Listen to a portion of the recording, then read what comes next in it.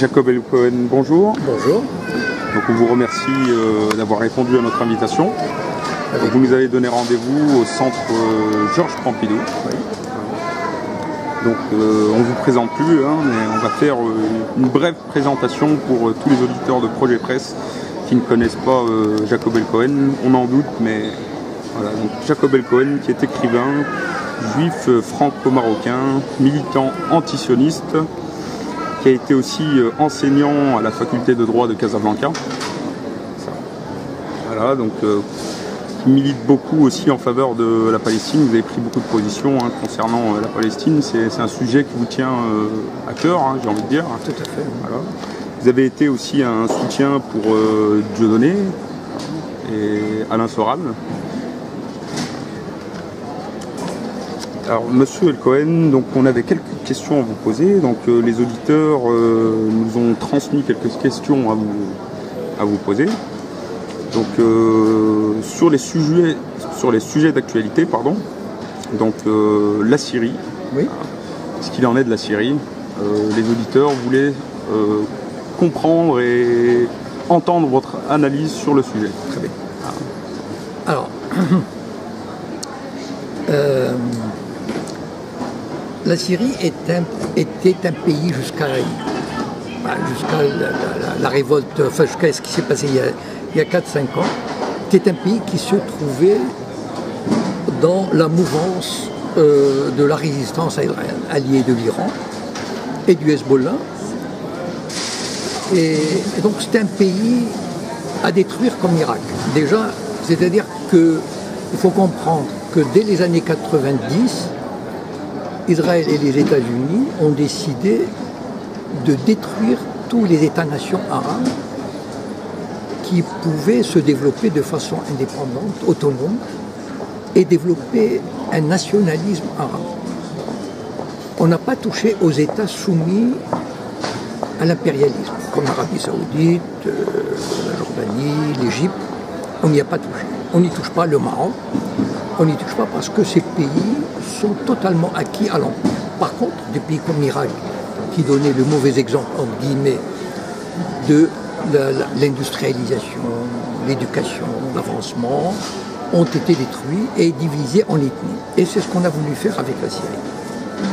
Et c'est ce qu'on a commencé à faire avec la Syrie. Moi, le problème que me pose le régime syrien, pour lequel j'ai pas mal de sympathie pour sa résistance, et le fait que cette résistance a toujours eu des limites. C'est-à-dire depuis 1976, depuis la perte du Golan au profit d'Israël, la Syrie a tout fait qui reconnaît son infériorité militaire, certes. Et donc le régime syrien a toujours voulu ménager son puissant voisin, c'est-à-dire ne rien faire qui puisse le gêner véritablement. Donc, il laissait Israël, par exemple, détruire des installations militaires en Syrie, il ne bouffait pas. Le Golan était totalement tranquille, donc Israël pouvait se développer tranquillement ce territoire conquis par la force. Et ce que je regrette, c'est que le régime syrien n'ait pas compris, lorsqu'il a commencé à être attaqué et qu'il a vu qu'on allait le détruire comme l'Irak, parce que ce n'était pas une révolution intérieure, ce n'était pas une révolte interne. À la limite, une révolte interne où elle réussit comme en Égypte et en Tunisie, où elle est noyée dans le sang quelques journées ou quelques semaines. Mais là, il y avait des forces qui venaient de l'extérieur, des dizaines de milliers de combattants, financés par l'Arabie Saoudite, par Israël, enfin aidés, etc. Donc là, on parle de Daesh, c'est ça? Non, non. Non, pas spécialement. Je ne connais pas, moi, à la limite, moi, les noms de groupes m'importent peu. D'accord. Voilà. Pour moi, ce qui m'importe, c'est quoi? C'est que ce sont des forces, des groupes, des groupes très importants, bien armés, bien financés, qui viennent de l'extérieur et qui ont pour mission de détruire le régime syrien, de détruire la société syrienne. C'est-à-dire, en fait, on ne veut pas que le régime syrien sorte vainqueur, ni que ces groupes armés sortent vainqueurs. Le but de ce conflit, c'est que la Syrie se vide de son sang et qu'au bout de plusieurs années, elle soit détruite et divisée en plusieurs ethnies, en plusieurs groupes qui se combattent. Moi, j'adresse un reproche très important à Bachar el-Assad. Parce que Bachar el-Assad passe pour un grand résistant, etc. Pour moi, c'est un dirigeant arabe, comme les autres. Je vais venir au fond du problème. C'est-à-dire, il est président d'une caste. Tous les régimes arabes sont dirigés par des castes dont le seul objectif est de garder, de maintenir et de développer leurs privilèges acquis, financiers, immobiliers, etc., en Syrie et à l'étranger. Et donc, ce que je reproche à Bachar el-Assad, j'avais écrit un papier qui s'appelle Bachar el-Assad aurait pu devenir le Saladin de l'ère moderne. Lorsqu'il avait compris, au bout de quelques mois, que de toutes les façons, on ne le laissera jamais en paix. C'est-à-dire qu'il y aura toujours des milliers de combattants, appelons-le comme on veut, des combattants, des rebelles, ça n'a pas d'importance, qui viennent de l'étranger, qui sont financés par l'étranger et qui sont chargés de le détruire ou de le combattre. Je regrette qu'il n'ait pas eu cette idée de lancer des dizaines de milliers de missiles sur Tel Aviv et sa région, ce qui aurait eu pour effet de détruire en partie ou en grande partie l'infrastructure sioniste, militaire, parce que l'état-major de l'armée israélienne se trouve à Tel Aviv, c'est tout un quartier. L'infrastructure économique, financière, culturelle, idéologique d'Israël. Ça aurait été un coup terrible porté. Le fait qu'il soit en guerre, et il avait l'opportunité de le faire. L'avantage, c'est que tous les groupes qui le combattaient auraient au minimum, sinon tourné leurs armes contre Israël, au minimum déposé les armes, parce qu'on ne peut pas imaginer des groupes armés qui se disent arabes et musulmans se battre à côté des sionistes contre un autre pays arabe. Ça, c'est impossible.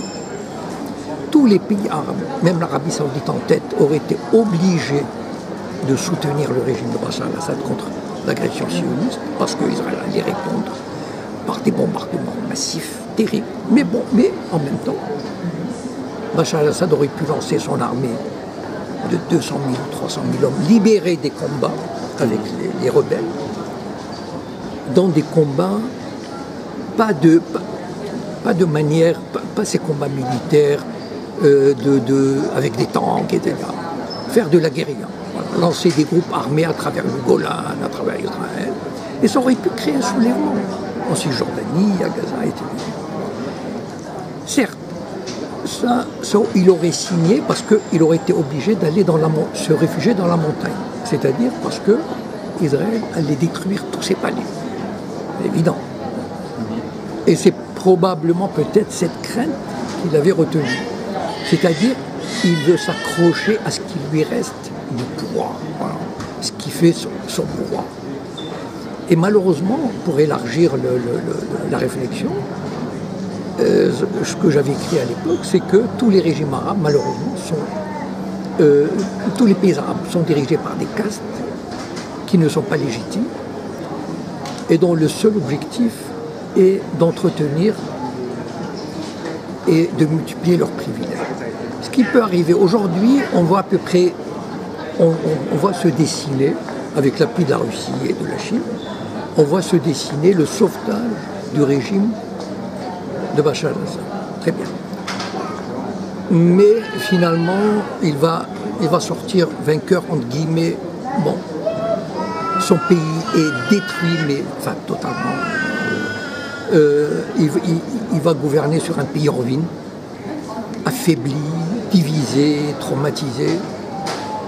Je ne sais pas, et encore plus soumis au diktat israélien qui le domine militairement. Je trouve qu'il a raté une occasion historique, le monde arabe a raté une occasion historique phénoménale de porter un coup sévère au régime sioniste. Donc qu'il soit destitué au jour d'aujourd'hui ou qu'il reste au pouvoir en place, votre analyse finale c'est de dire que Bachar el-Assad a perdu. Alors Ah oui, mais que les auditeurs comprennent bien. Hein. Oui, non, même s'il garde le pouvoir, c'est-à-dire même s'il se maintient, probablement, vu comment les choses tournent, il va se maintenir. Mais son armée probablement a perdu au moins la moitié de ses effectifs, son pays est détruit, enfin, toute l'infrastructure. Quand on voit les images, enfin, c'est terrible. Donc, sur quoi il va gouverner? Sur un pays en ruine. Bon, voilà, il va retrouver les oripeaux du pouvoir, enfin, je veux dire l'image du pouvoir. Mais finalement, il sera encore plus affaibli qu'il y a 5 ans, qu'il y a 10 ans. C'est-à-dire vis-à-vis d'Israël, il représentera encore moins une menace, quelle qu'elle soit. Alors comment expliquer le soutien de Vladimir Poutine et de la Chine en voyant que le monde arabe, lui, ne fait rien? Est-ce que vous avez une explication par rapport à ça qui pourrait éclairer C'est-à-dire que Poutine, c'est le réveil de la Russie. C'est-à-dire, Poutine se dit que s'il laisse faire cette fois-ci, c'est tout le Moyen-Orient qui lui échappe. Parce qu'en fait, la Syrie, c'est une guerre, comme il s'est passé au Vietnam, en Corée, etc., ou en Afghanistan. C'est une guerre entre les grandes puissances par pays interposés. En fait, c'est l'Amérique et la Russie et la Chine qui se font la guerre, mais pas directement. Donc on passe par des intermédiaires. Voilà. On leur fait faire la guerre. Ce sont eux qui vont apporter les gains territoriaux à leur chef. Pour les États-Unis, ils ont Israël, ils ont l'Arabie Saoudite, etc. Si la Russie a laissé passer une chance extraordinaire en ne bloquant pas l'agression contre la Libye. Et ils s'en sont mordus les doigts. Parce qu'ils auraient pu arrêter l'agression au Conseil de sécurité. Mais on les a roulés dans la farine. Aujourd'hui, la réaction de Poutine, elle est très claire. Enfin, d'abord le réveil du nationalisme, etc. Et surtout, il dit, voilà, maintenant c'est fini. C'est-à-dire que j'ai des positions en Syrie, je ne les lâche pas. Donc en fait, c'est la guerre, c'est la confrontation avec l'Amérique qui est en train de se jouer là. Quelle domination, quelle puissance on va avoir. Et donc c'est ça l'implication de la Russie, c'est pas une sympathie particulière pour Assad, c'est que c'est leur seul bloc, point sur lequel ils peuvent s'appuyer. S'ils le lâchent, c'est tout le Moyen-Orient qui leur échappe. Ça, ils peuvent pas se permettre. En tout cas, il y a peut-être un autre dirigeant russe plus faible aurait accepté. Mais Poutine, il se trouve que c'est un homme fort, c'est un homme qui a conscience de ses positions et de ce qu'il faut faire. Il ne craint pas la confrontation. Et donc, il y est allé. Vous pensez que militairement, Poutine aurait pu s'opposer à la force de l'OTAN, à ce monde qui va à l'encontre d'Assad si... Il faut comprendre une chose. Les Américains et les Russes ne se feront jamais directement la guerre. Depuis 1945, il y a eu beaucoup de conflits en Corée, au Vietnam, en Afghanistan, etc., au Moyen-Orient, et les États-Unis, à Cuba, et les États-Unis et l'URSS avant, et l'URSS aujourd'hui, feront tout pour éviter une confrontation directe.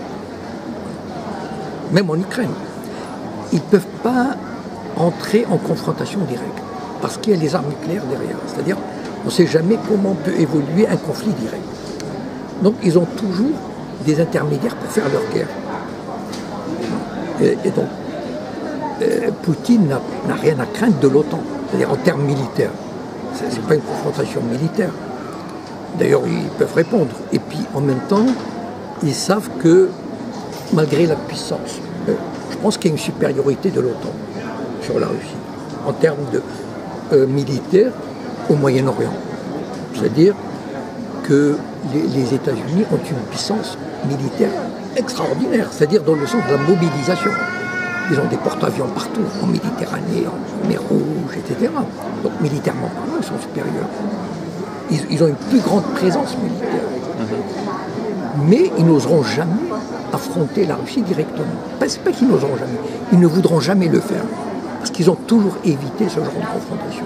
Parce que les deux savent que s'il y a une confrontation directe, on ne peut jamais savoir comment ça peut évoluer. C'est-à-dire qu'il y a quelqu'un qui peut se sentir en faiblesse et se dire je vais utiliser une arme atomique tactique, etc. Et donc, on veut éviter à tout prix cette escalade. C'est-à-dire cette confrontation directe qui peut mener à une escalade qu'on ne peut pas maîtriser, dont on ne peut pas maîtriser la suite. Et c'est pour ça que ce n'est pas la question de confrontation, de rapport de force militaire, mais c'est qu'on joue aux échecs, mais avec les autres. Voilà. On avance le pion syrien, on avance le pion ceci et cela.